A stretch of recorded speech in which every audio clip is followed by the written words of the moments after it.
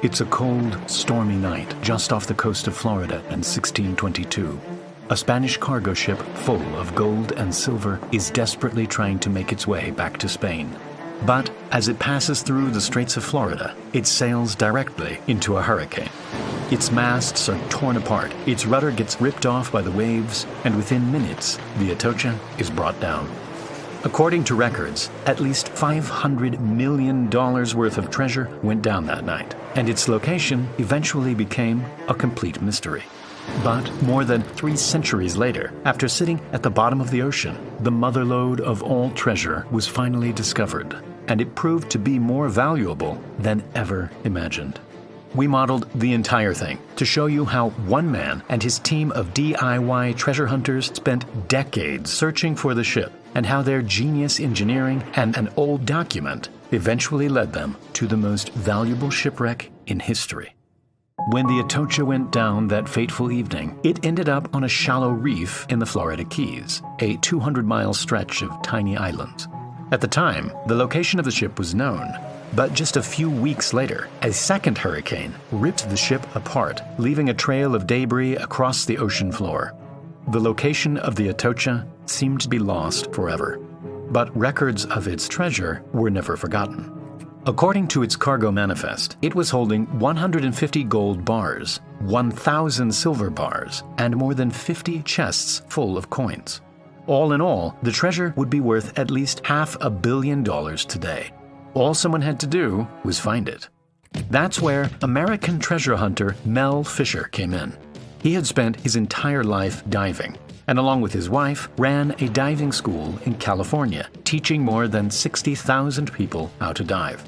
With the allure of the Atocha sitting in the Florida Keys, Mel and his family moved across the country in search for its treasure. With little more than a boat and some metal detectors, they began their search in an area called the Matecumbe Keys, which had been mentioned in several documents.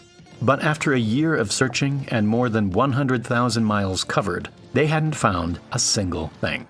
To many, finding the Atocha in this vast expanse of ocean was an impossible task. But Mel had a secret weapon: historian Eugene Lyon.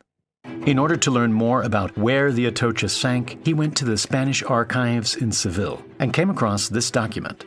Dated just 4 years after the ship went down, it mentioned that a search had taken place in an area called the Marquesas Keys, which was more than 100 miles from where Mel was searching. Mel and his crew instantly moved their boat and started searching in this new location.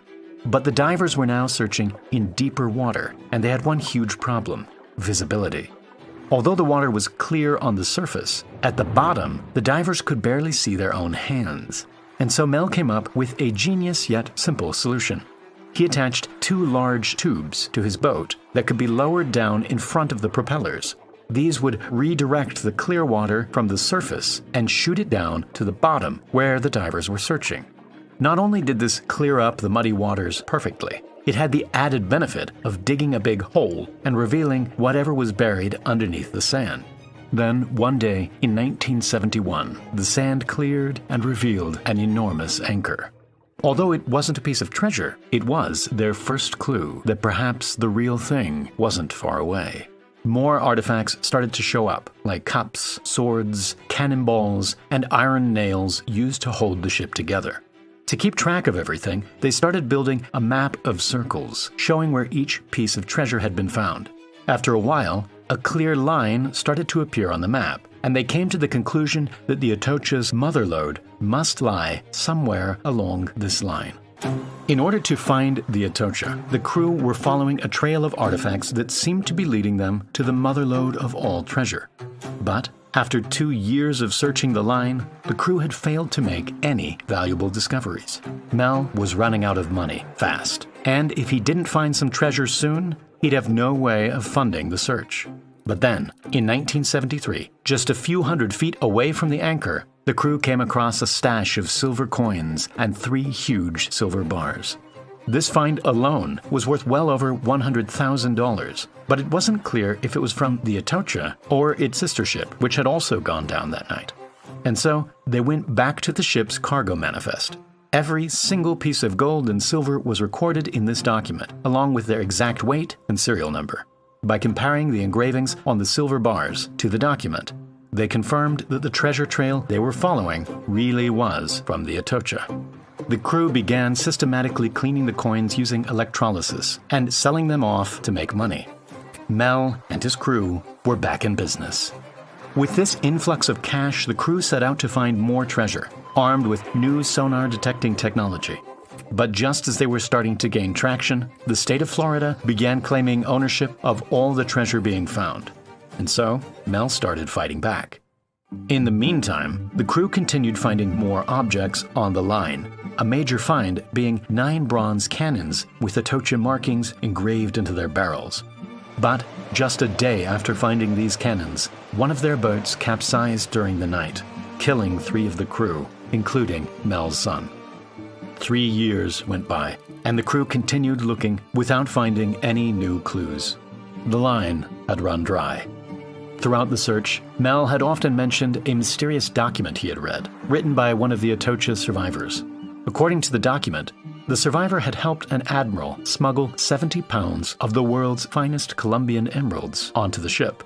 It was never clear where Mel had read this, but he was absolutely sure that there was more to the Atocha's treasure than just gold and silver. Meanwhile, after 8 years of legal battles, Mel won against the government and was finally granted the right to 100% of the treasure. But by the end of the 70s, Mel had spent over $6 million looking for the Atocha, and the elusive treasure still hadn't showed up. Every little object along the way had teased the crew, and it still seemed like the treasure had to be lying somewhere along the line. But all that was about to change. In 1983, while on their way out to the line, the crew's magnetometer started lighting up. Divers went down to check, and they came across several metallic objects in a location southeast of the line. By plotting these on the map, a new line started to branch off from the original one. They knew that the ship was ripped apart a month after it sank, so it was possible that the debris was carried on a different path. They followed this new line for a couple of years, and it continued to reveal little bits of treasure. Then, on the 20th of July, 1985, exactly 10 years after the tragic death of the 3 crew members, a large but faint object showed up on their sonar scanner. 2 divers immediately entered the water and began searching for it. On a hunch, Greg Wareham decided to wander off about 100 yards to the east. And there it was. Sitting in front of him was an 80-foot-long shipwreck with piles upon piles of silver bars sitting on top. Off to the side were several chests full of coins and gold bars glinting in the light. There was no doubt that after 16 years of searching, Mel and his crew had finally found the motherlode. Amazingly, hidden within the wreck was a thumb-sized emerald worth over $800,000 alone. Elsewhere in the wreckage, another one popped up, this time worth over $1 million. Eventually, more than 2,000 of the finest uncut emeralds were discovered, and Mel's story turned out to be true after all.